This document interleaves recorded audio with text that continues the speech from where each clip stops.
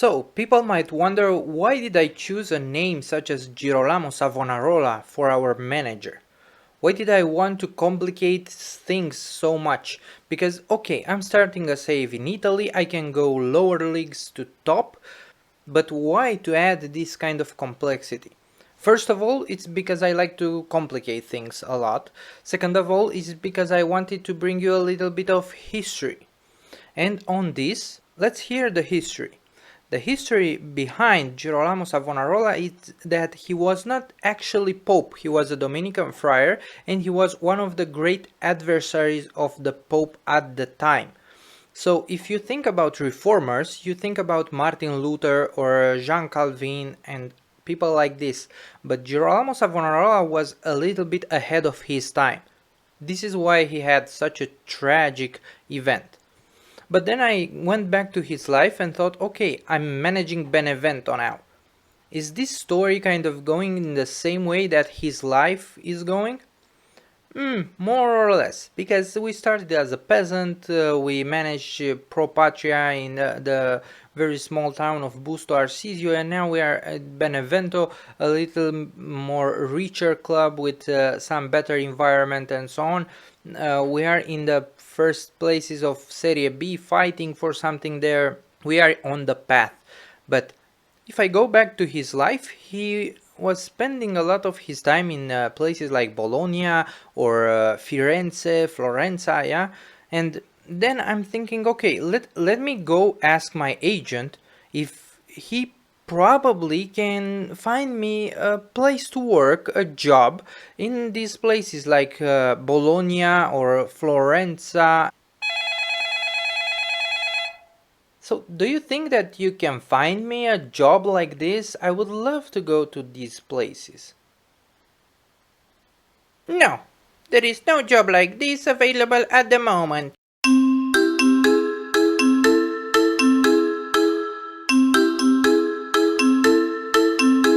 Alright, boys and girls, so since we got such a straight answer from our agent that there is no job at that level available, we are going back to our day-to-day job and let's see what happened since our last encounter. We're at episode 15 of Peasant to Pope, so if you haven't subscribed yet and you haven't turned on the notification bell, make sure you do it right now. So last time we managed to win in the last minute against Alessandria through a goal from Rasmus Højlund, and then we managed a draw against Monza in a game that they pretty much controlled.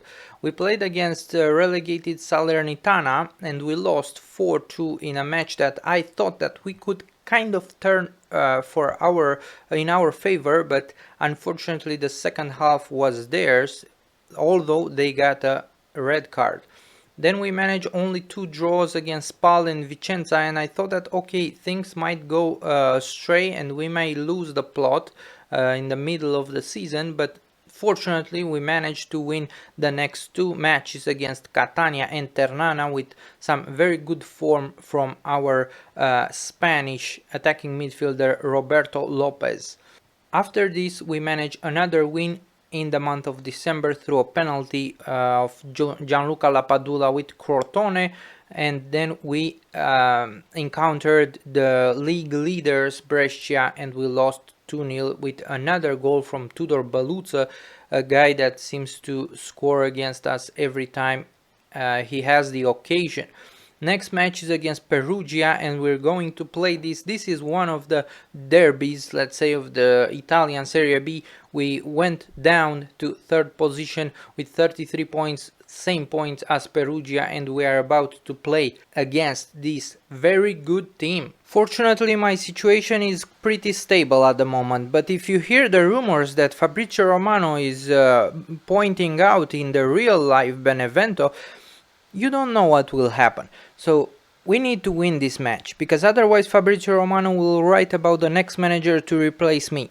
So the match against Perugia is starting, ladies and gentlemen. The teams are warming up and we are ready to go for this very important match. It is a derby because we are talking about teams that are on 2nd and 3rd place. As you can see, Perugia has a very strong team. Some players here that are very, very good. They have Gabriele Cioffi as a manager, so the team is pretty strong. But we have our standard team. We don't have a lot of players injured or anything like this, so it seems that we can challenge them. I'm pretty sure that we can challenge them, and I cannot wait to see what will happen in this match. We are going for a 4-2-3-1, the same vertical tiki-taka, but with a little bit more direct passing. And we have our first highlight, Caio for Vallejo with a header, and now Viviani blocked there. And Perugia manages to get out of this tight situation. Just at the beginning of the match we had our first chance, big chance.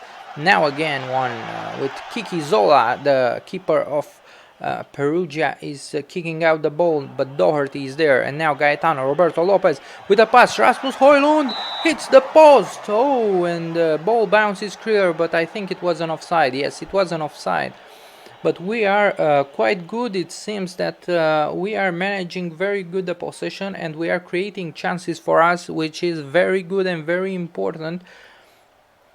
Benevento, as you already know, it's in yellow shirts with some red dots, so yellow and red, and Perugia is on white shirts.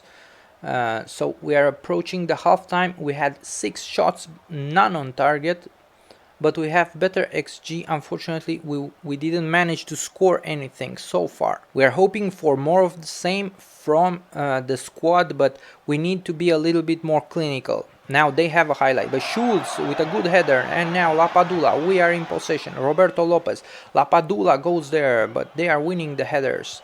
Mraz, Ulay, Mraz, and with a good pass, Fella. Oh, what a dribbling against our goalkeeper, and Fella scores there. Let's see if it was or not an offside. The referee blows his whistle. Let's check. Video assisted referee. No, it was not an offside. Mraz and Ulay, and then again Mraz and Fella, and these two fullbacks that we have, the very experienced Matt Doherty and Nico Schulz, just help this guy not to be an offside. So Giuseppe Fella opened the score, and we are 1-0 down here, 52nd minute. Another highlight, let's see, we may have some chance here, I don't know, let's see. We are pressing, we are quite high in the press. Lapadula was not very good, but we are doing a good press. Long ball now, Vallejo wins the header. Caio for Roberto Lopez. Roberto Lopez for Højlund. Højlund, let's see. Oh, what a goal from our Danish left wing, or Danish striker Rasmus Højlund, who in real life actually scores for Atalanta. So he managed to score here after a very good assist from Roberto Lopez. Good. So we made one change in personnel. We switched on Alex Baena for Gaetano, but not a lot of highlights. We are still 1-1 against Perugia. We may need to switch a little bit more offensive.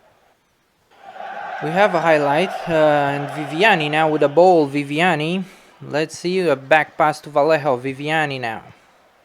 I switch Viviani to a Carriero from Carriero. Another pass for Højlund. Oh, Kiki Zola is there on the post. Excellent pass again from Roberto Lopez for Højlund. And now they have a corner. And it's the last minute of the stoppage time. We got 4 added minutes, and they have a corner through Ion Gheorghe. Let's see what happens here through this corner. Ladinetti, Højlund wins the header, and it seems that the match is over. We are 1-1 against Perugia. We managed to get a draw, even though I think that we were the better team in this.